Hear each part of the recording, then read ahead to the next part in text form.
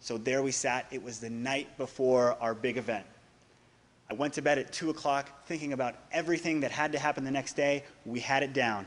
I got up at 5 a.m. I shot into the car. I packed everything up. It was one of those mornings when you get up really early and you're the only person out on the road.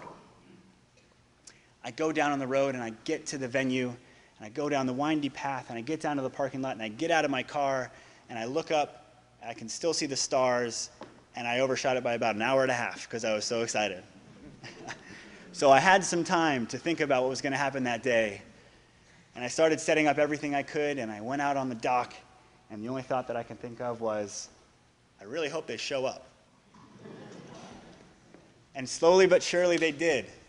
The first car with interns, the second car with volunteers, until almost all of our volunteers were there, and I made sure they got there early. A lesson I learned from the founder of Dreams for Kids in Chicago was an important one when it came to communication. Young people with disabilities oftentimes live isolated lives because people do not know how to interact, to engage. They feel uncomfortable or awkward. And what happens is there's no action. And what Tom Toohey talks about is the power of just saying hi. The only wrong action is inaction.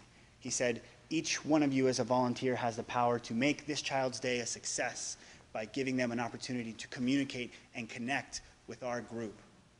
He said, just say hi. And that made so much of a difference at all those events that I'd seen. So I got them together.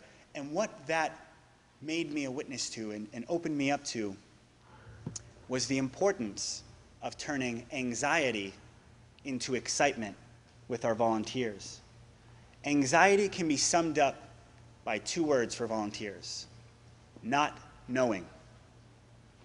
With all of you as senior volunteers, those who have given a great amount of time, whether it's with the arts, whether it's with the police forces, if we have people coming in who don't feel like they know how to do something, they're going to experience anxiety. And if they feel anxiety, they project it onto the people that we serve. So we made sure to give our volunteers the tools they needed to communicate, to work with autonomy. And we've done that at every single one of our events. And it's what makes us most special. When they walked away and they went out to this day, kids started to show up. And every single volunteer got down on their knees when kids came to connect with them, shook every parent's hand, and the parents noticed. This was something special. As the day continued, I walked down to the pier and I talked to the adaptive athletic trainers from New York, and he came up to me and looked at me and said, "This is the friendliest group of people we've ever worked with." And I looked back at him and I said, "Really?" And he said, "Yeah." And I said, "That's great." And he said, "Let us know when you're doing this next time, because we'll be here." I said, "Okay, we must be doing something right." And as I turned to walk off that pier, I made eye contact with one of the mothers of one of our participants, and I went up and I said hello, and she said, "Andrew, my son's name is Adam. He has muscular dystrophy. He also has 3 brothers. They all play sports. Usually Adam is the one who's on the sidelines cheering them on. Today was the first time that all 3 of his brothers were there to watch Adam do something they have never done before. He hasn't been this happy in months." And I was taken back to hear her story. And as the day started to close down, I keyed in on one little girl. Her name was Malia. She has cerebral palsy. She has difficulty walking, moving around without a walker. And she was one of the last to go that day. When kids go to adaptive water skiing clinics, they sit in a sit ski that's very stable. It has outriggers coming out the side of it. And so I'm convincing Malia that there's no chance she's going to tip over. She's going to be safe in this.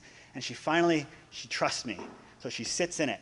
She holds on with white knuckles, grabbing the sides of the chair. And we move her into the water. And when you get into the water, the chair dips back like this. And I can see this very blank, emotionless stare on her face.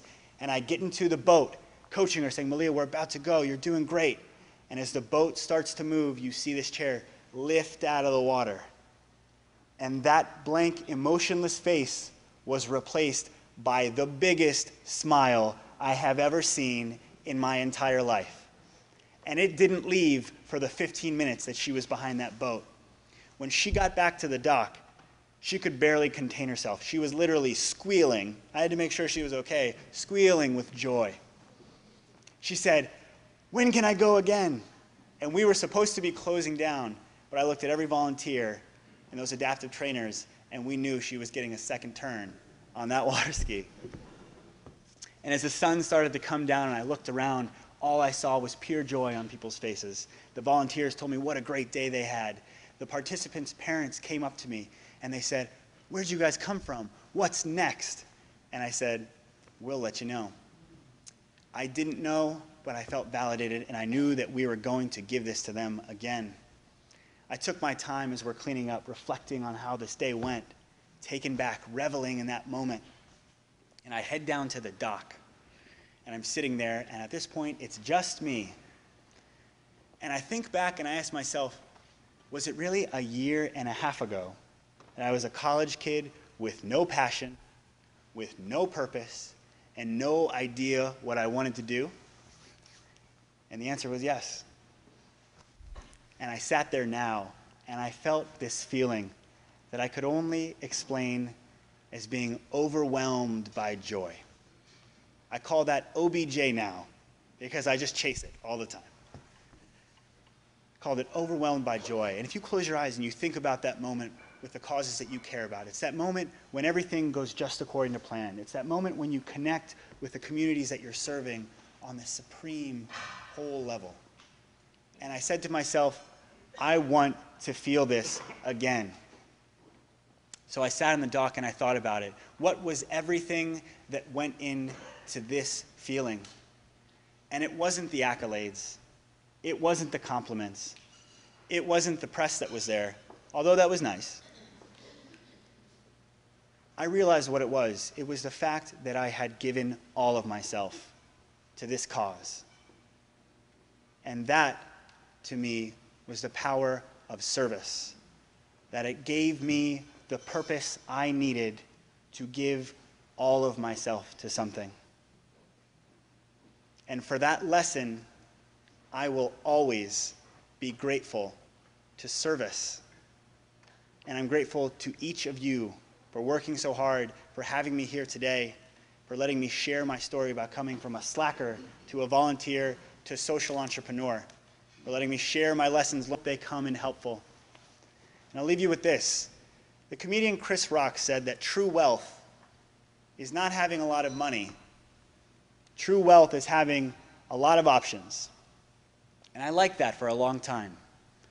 But along this journey, I realized that true wealth is not really having anything.